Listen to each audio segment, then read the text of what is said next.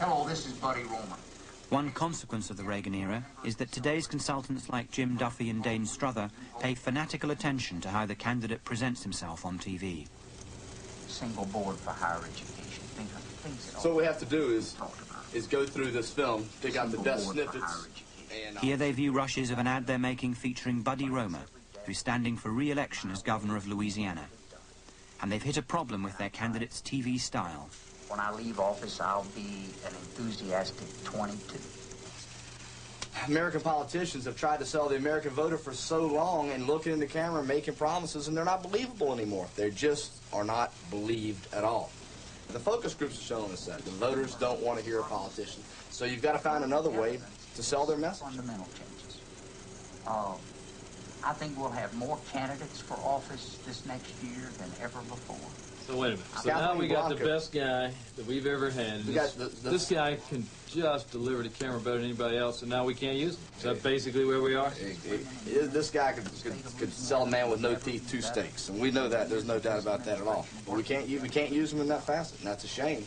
But that's the way it is, and that's the grounds we're playing on now. If we try to force it, we have a credibility problem. Ooh, I asked myself that. That's all we got is him going to camera, though. That's all we have here, but we got other stuff. We got him with the National Guard, we got him with children, we got him reading books. We shot a lot of film for this stuff. This isn't the only film we have.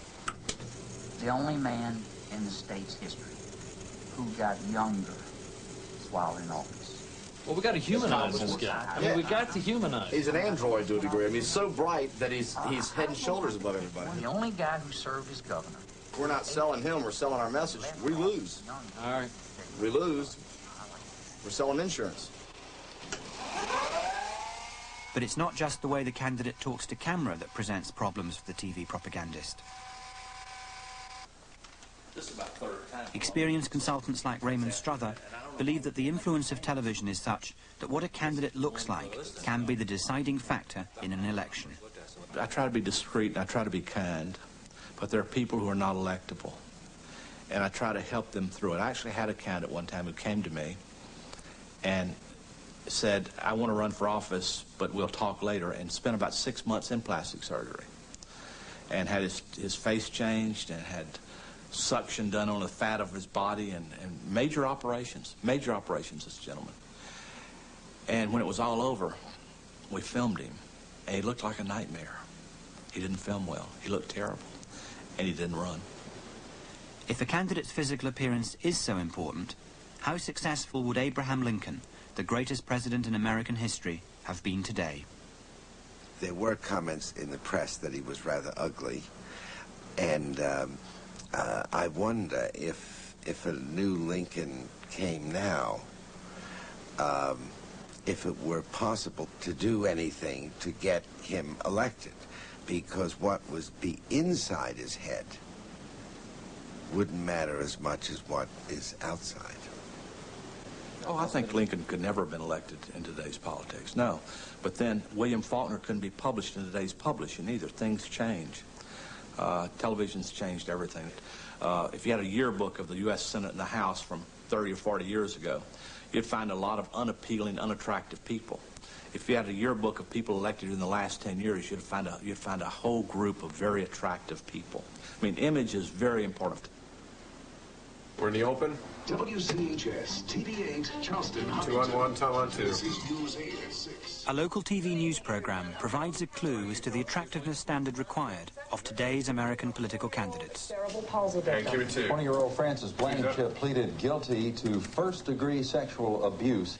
If you can associate yourself with the media and you can get some of that credibility rubbed off on you by appearing as if you're a Walter Cronkite or appearing as if you're one of our anchors on Channel 8, then I think you have an automatic advantage.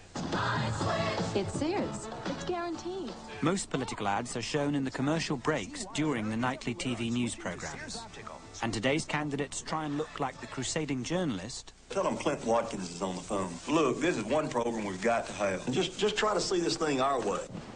Or the secure and unflappable newsreader. and I think we're ready to say it, and I think we're ready to do it in November. Or the investigative consumer reporter. Worth and his staff spent an enormous amount of time on this matter. They did their own testing of these beds in department stores. Very well. What's the length of this? And reviewed the official testing by the Consumer Product Safety Commission. We think that's exactly what happened. We tend to pre-select candidates based on their appearance on television. In other words, we pre-select them for exactly the wrong reason. We ought to be selecting them for what they can do in public office. It is the demands of television propaganda that have evolved the look of the modern political candidate and the look of his campaign adverts.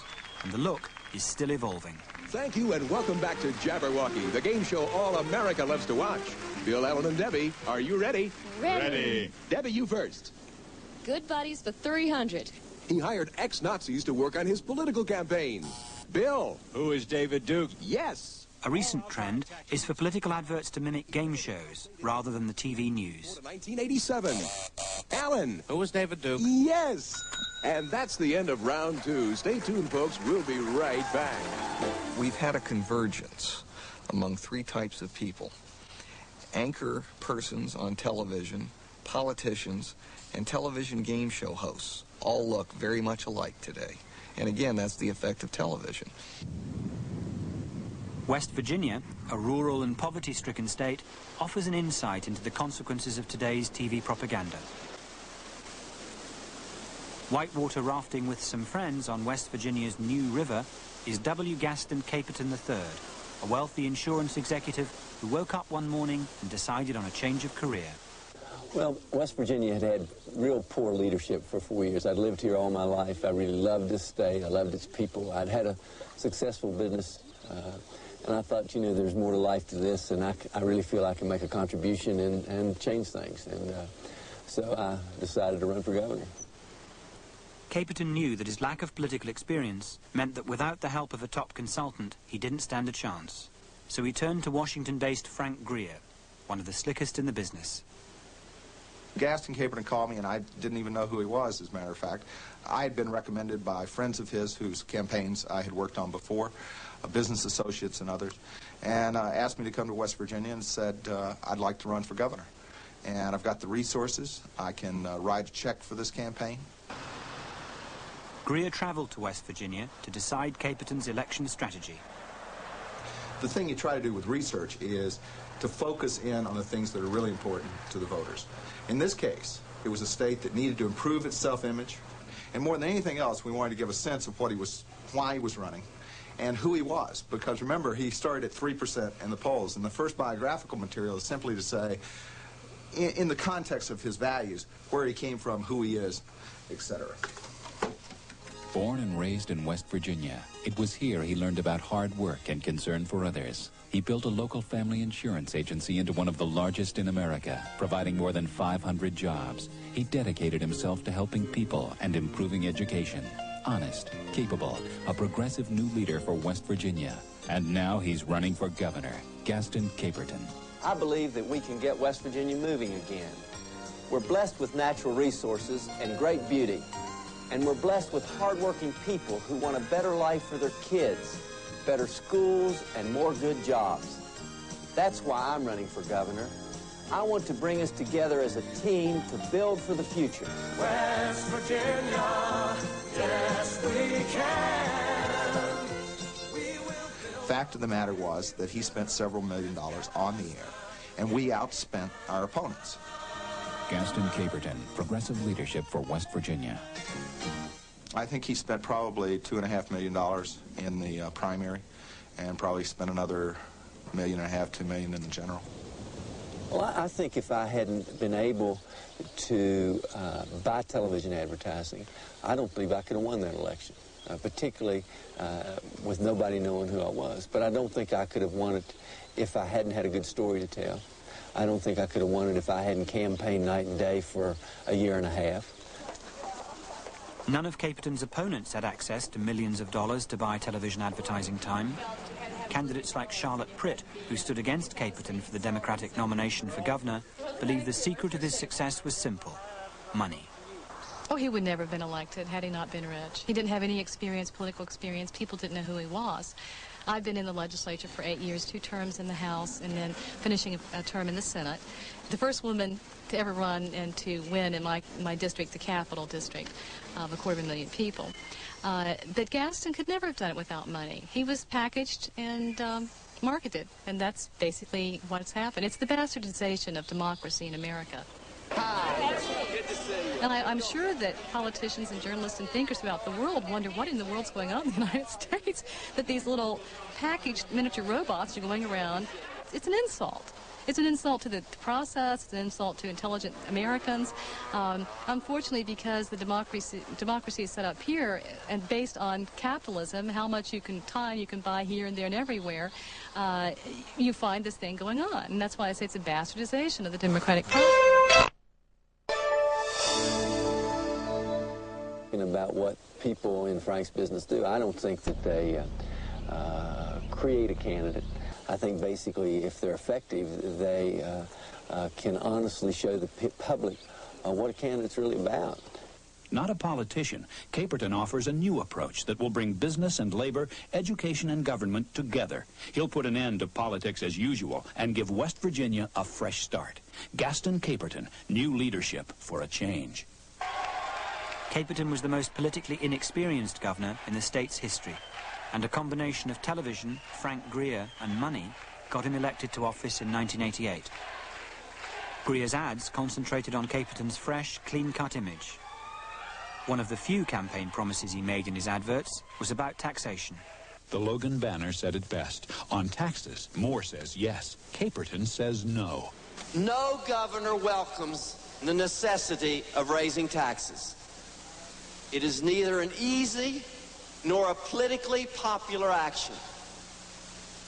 This is not the time, however, to be concerned with our political futures.